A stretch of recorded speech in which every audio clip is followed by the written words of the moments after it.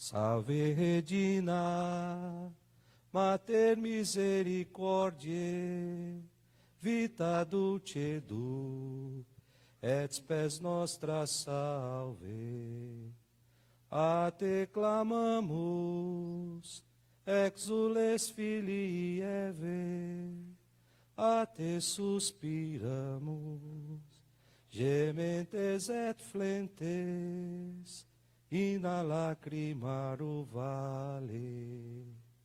Ea ergo, advogata nostra, illos tuos, misericordes oculos, ad nos converte.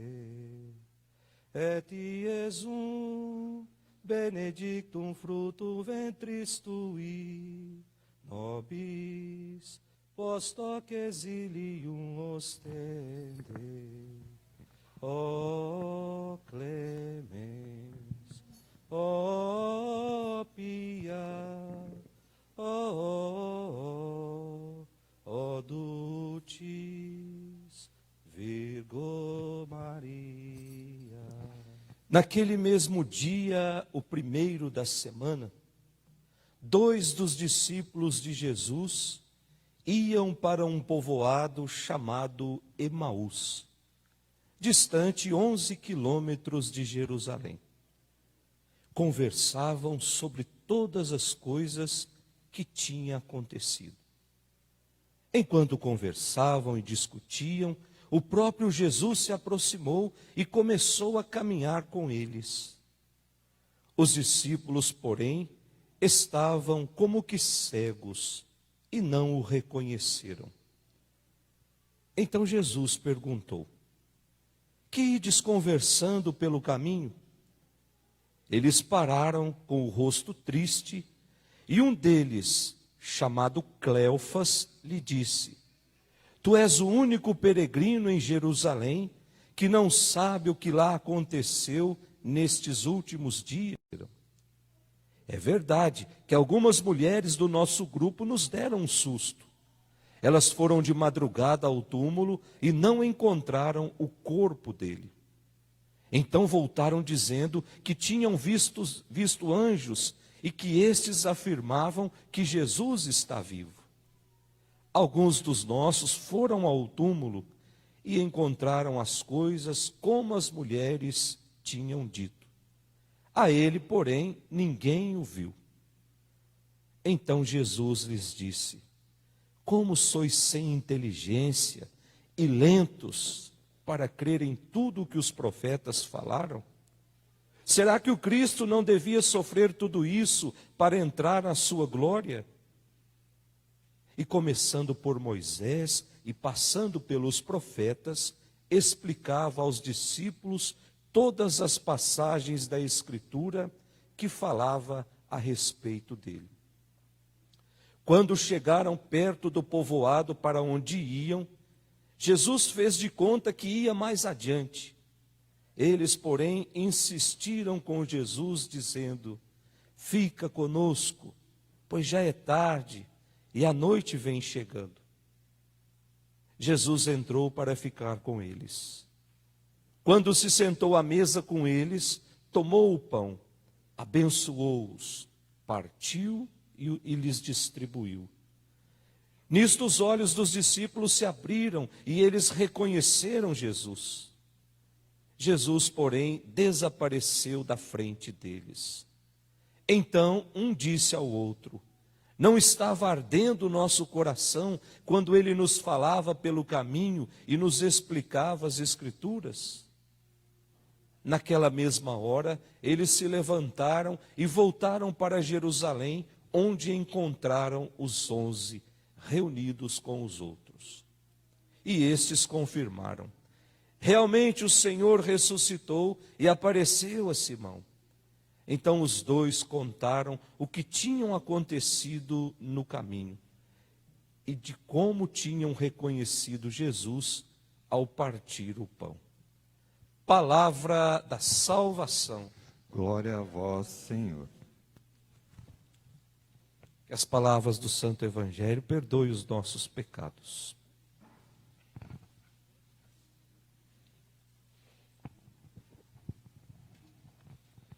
Caríssimos irmãos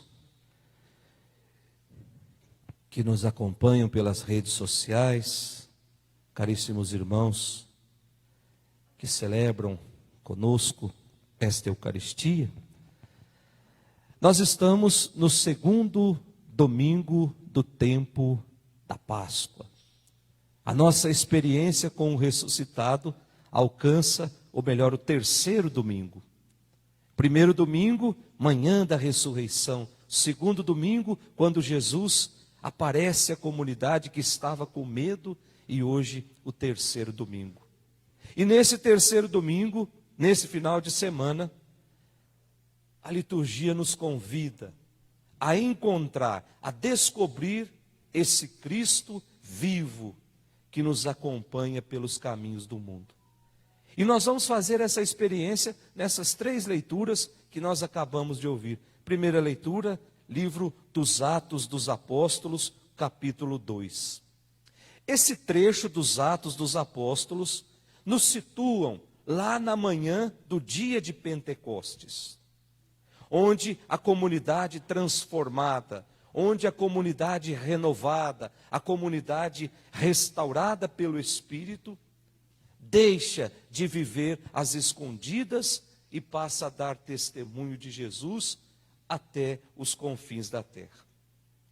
E o que ouvimos nessa primeira leitura faz parte daquele conjunto de catequese que vem dizer que Jesus passou pelo mundo fazendo bem, que Jesus passou pelo mundo realizando gestos que testemunham a dinâmica do reino de Deus.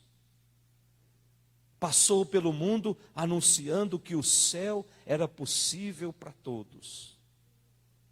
Só que essa proposta de Jesus, diz a primeira leitura, ela se choca com a proposta do mundo.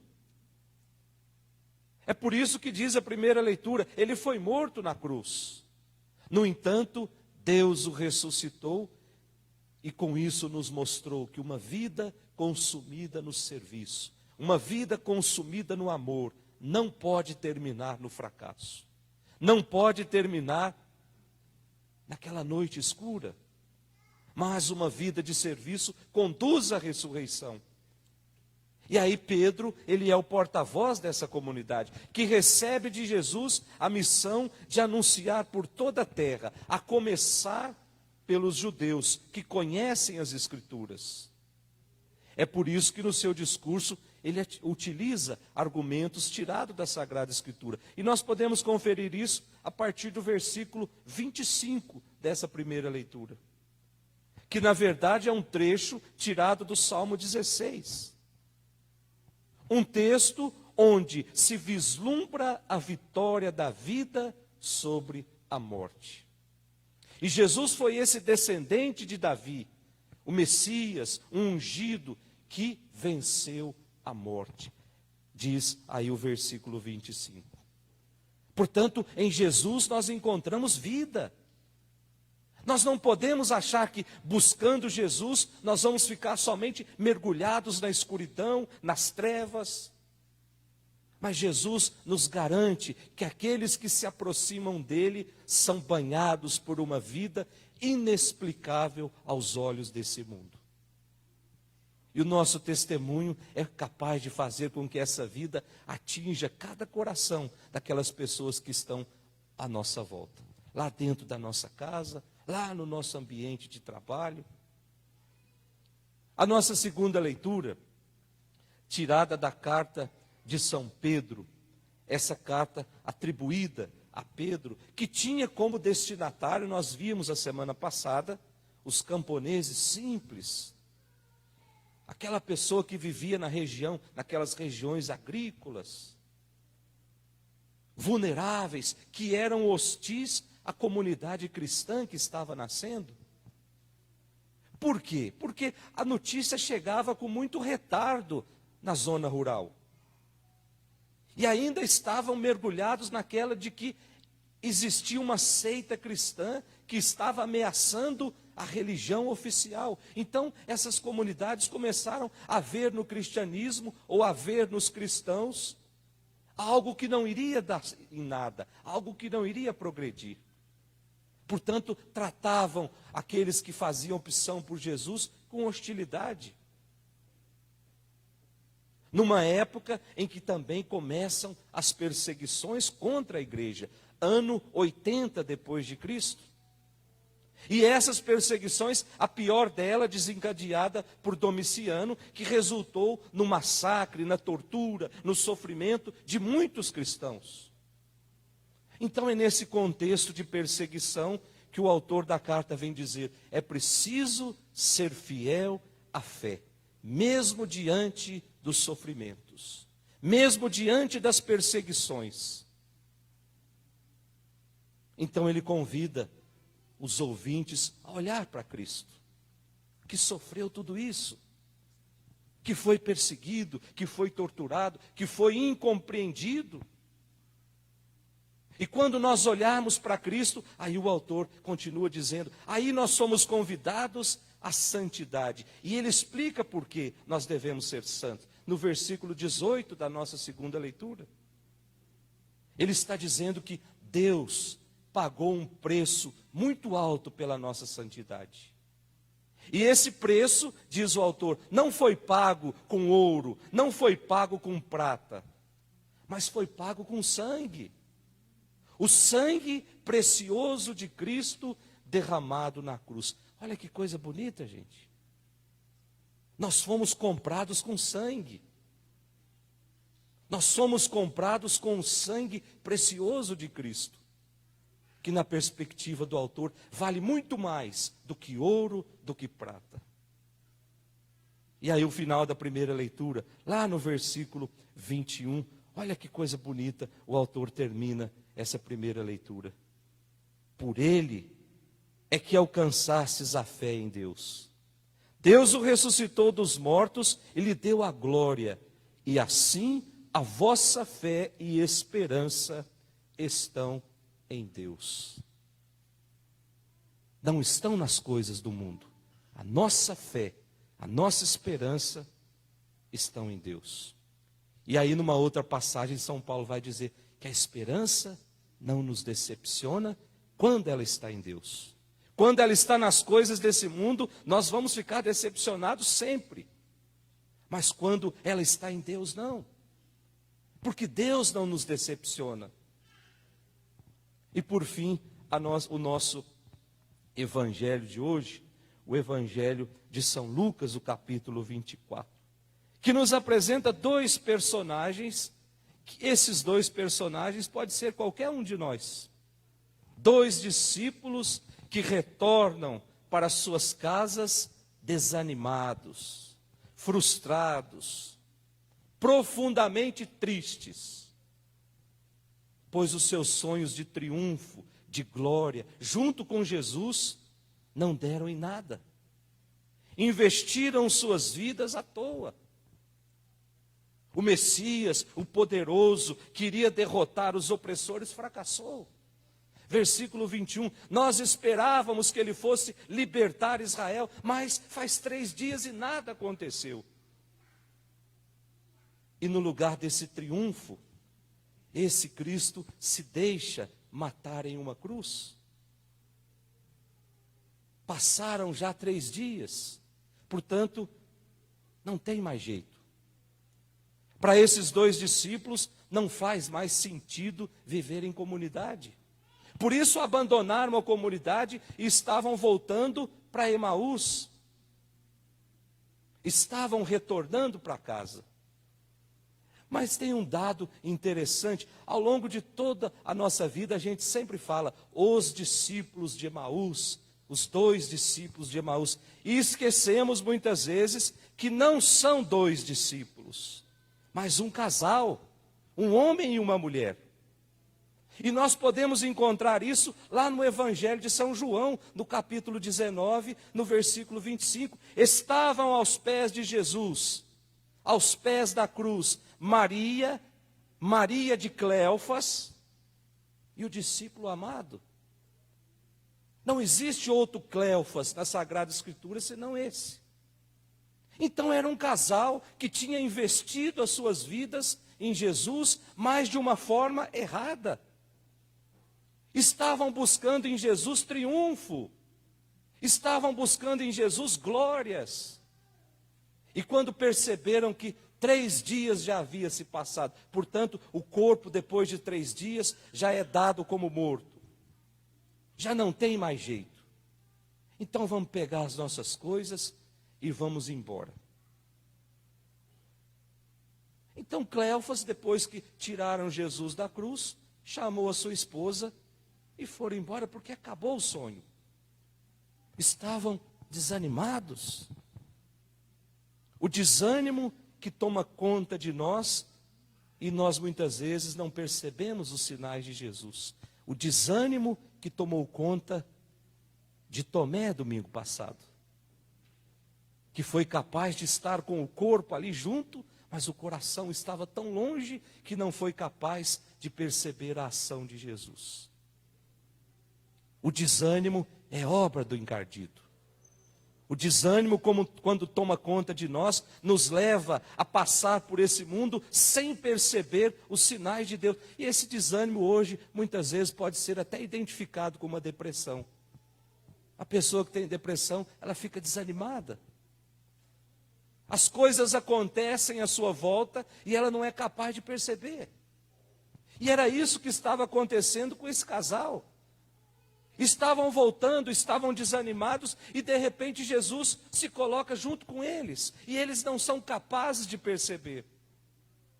Mas Jesus se torna confidente das suas preocupações. E Jesus mostra para eles que o projeto de Deus não passa pela glória humana, mas passa pelo amor até as últimas consequências. E aí Jesus começa a explicar, desde o Antigo Testamento, passando por Moisés, os profetas, e fala de tudo que diz respeito, ou melhor, que diz a seu respeito. É na escuta e na partilha da palavra de Deus que o plano dele começa a ganhar sentido. A palavra explicada, a palavra meditada, a palavra acolhida. Então aqueles dois percebem que o Messias realmente deveria sofrer tudo aquilo. E aí, continuando com o Evangelho, eles chegam até a entrada de Emaús, sem reconhecer que Jesus era Jesus. E de repente eles fazem um convite para Jesus. E Jesus aceita. E aí, senta-se à mesa. Olha que coisa bonita, gente. Convidam Jesus e colocam Jesus no centro da mesa. O centro, domingo passado, não sei se vocês se lembram, Jesus ocupa o centro daquela comunidade que estava com medo. E Jesus aceita esse convite. Talvez esteja aqui o milagre que você tanto precisa. O milagre vai acontecer na nossa vida quando nós tivermos a ousadia de colocar Jesus como centro. Quando nós tivermos a ousadia de dizer para Jesus, fica conosco, Senhor. E aí Jesus celebra uma missa diante daqueles dois. Explica a palavra e depois parte o pão. E aí, dessa forma, os discípulos abrem os olhos. Palavra explicada e o pão partilhado nos leva a reconhecer Jesus. Esse Jesus que por amor enfrentou a cruz, mas que continua a fazer-se companheiro ao longo da nossa caminhada. E a Eucaristia que nós estamos celebrando é o lugar onde nós o encontramos de uma forma tão solene. Você que está nos acompanhando aí da sua casa, você deve estar se perguntando, eu não tenho a possibilidade de receber Jesus agora, na Eucaristia. Mas então receba-o na palavra. Esse tempo sombrio está passando, vai passar. E aí nós vamos poder saborear esse Jesus de uma forma tão bonita. Talvez esse tempo sirva para nós descobrirmos o verdadeiro sentido da Eucaristia nas nossas vidas. Aquilo que ao longo dos anos foi sendo banalizado, se comungava de qualquer jeito, Talvez esse tempo seja um tempo de olhar mais para dentro do nosso coração e perceber, eu preciso mudar para que esse Jesus possa reinar na minha vida. E esse tempo de reclusão nas nossas casas nos ajuda a fazer isso. A Eucaristia é esse lugar precioso onde nós encontramos Jesus. E onde nós podemos dizer, fica conosco, Senhor. Fica com as nossas famílias, Senhor. Fica com os nossos jovens, com as nossas crianças. E por fim diz o Evangelho, eles ao reconhecerem Jesus, voltaram imediatamente para Jerusalém e anunciaram aos irmãos que ele estava vivo. Vamos pedir para Deus essa graça nessa Eucaristia que nós estamos celebrando, que tenhamos a coragem de anunciar para o mundo inteiro que nas nossas dores, nos nossos sofrimentos, Ele está vivo. Que nas nossas incertezas, nas incertezas dessa vida, Ele está vivo. Ele caminha conosco. E assim nós vamos passar por esses momentos difíceis, mas com essa certeza, do meu lado está o ressuscitado. Louvado seja nosso Senhor Jesus Cristo, para sempre seja louvado. Salve Regina, Mater misericordiae, vita dulcedo, et spes nostra salve. A te clamamus, exules filii Eve, a te suspiramus, gementes et flentes, in a lacrimarum vale. Ea ergo, advogata nostra, illos tuos, misericordes oculus, ad nos converte. Et Iesum, benedictum fructum ventris tui, nobis, post hoc exilium ostende. O clemens, o pia, o